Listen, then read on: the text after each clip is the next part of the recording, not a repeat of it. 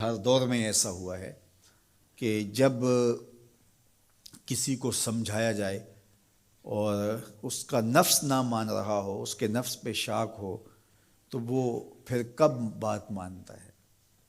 جب میرے حضور نے لوگوں کو سمجھایا کہ تم غلط راہوں پہ ہو تو وہ ماننے کے لیے تیار تھے، لیکن کیا یہ کہہ کے راستہ فرار کا اختیار کیا گیا کہ یہ دور نہیں رہا کہنے کا ٹھیک ہے اپنی مرضی جائیں جہنم میں؟ کہا نہیں، تم مانو نہ مانو میں تمہاری دہلیز تک پہنچ کے اللہ کا پیغام پہنچاؤں گا۔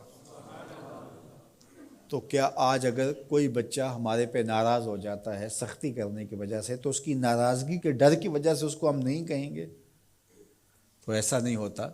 وقتی طور پہ اگر اس کو سمجھ نہیں بھی آ رہی، لیکن ایک وقت آئے گا وہ سمجھے گا کہ میرا خیر خواہ یہ تھا۔ وہ استاد، وہ مربی ہمارے جنہوں نے سختی کی ہمارے اوپر، اور پھر آج ہم کسی منزل پہ اگر پہنچے تو ہم ان کے شکر گزار ہوتے ہیں کہ نہیں ہوتے؟ کہ فلاں استاد فلاں زمانے میں بڑی سختی کی، لیکن ہم پڑھے ہی اس کی وجہ سے ہیں۔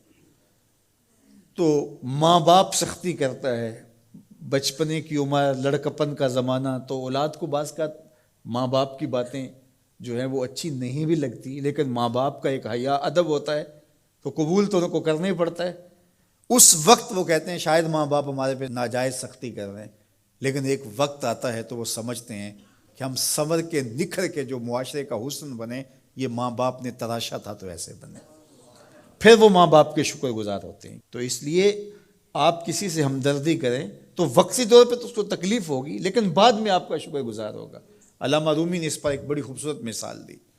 کہتے ہیں ایک شخص درخت کے نیچے لیٹا ہوا تھا اور خراٹے لے رہا تھا۔ ایک چھوٹا سا سانپ آیا اور اس کے منہ کے اندر گھس گیا، اور ایک شخص گزر رہا تھا، اس نے دیکھ لیا۔ وہ بڑا پریشان ہوا کہ اگر میں نے اس کو بیدار کر کے کہا کہ تیرے اندر سانپ گھس گیا ہے تو یہ خوف سے مر جائے گا، اب کیا کروں؟ تو اس نے ایک چھڑی سے اس کو زور سے مارا، وہ ہڑبڑا کے اٹھا۔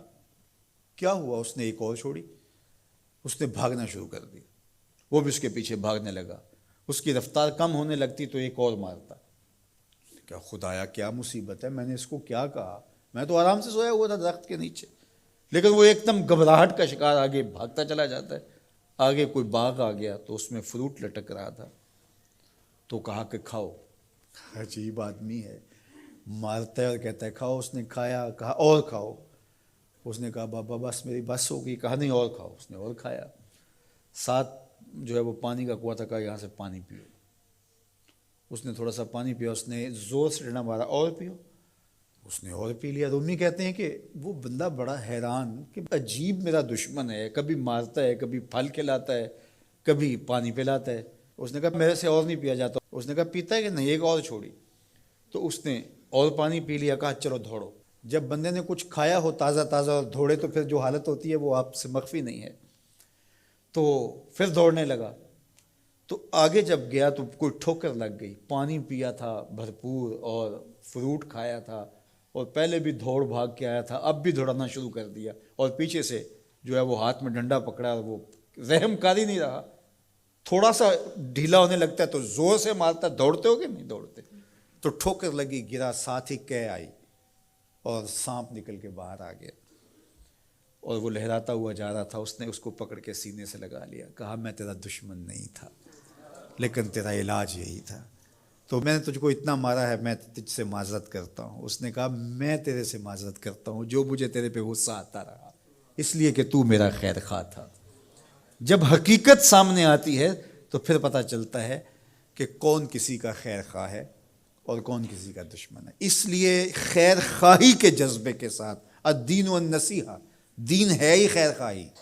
تو خیر خواہی کبھی اس طرح ہوتی ہے کہ آپ کسی کی خیر خواہی کر رہے ہوتے ہیں، اسے لگ رہا ہوتا ہے کہ یہ میری خیر خواہی کر رہے ہیں، اور وہ آپ کو اس وقت ہی شکر گزار ہوتا ہے۔ اور کبھی ایسا ہوتا ہے آپ اس کی خیر خواہی کر رہے ہوتے ہیں، اس کو نہیں لگ رہا ہوتا کہ یہ میری خیر خواہی کر رہا ہے، اس کو غصہ آ رہا ہوتا ہے، لیکن جب اس کو بعد میں سمجھ آتی ہے کہ اس نے میری خیر خواہی کی ہے تو پھر وہ آپ کا شکر گزار ہوتا ہے۔ اور کبھی ایسا ہوتا ہے اس کو بعد میں بھی نہیں پتہ چلتا اس نے میری خیر خواہی کی ہے، لیکن تمہارا رب جانتا ہے، وہ اگر رائی کے دانے کے برابر بھی نیکی ہو اور وہ کسی پہاڑ میں بھی ہو تمہارا رب اس کو بھی لے آئے گا۔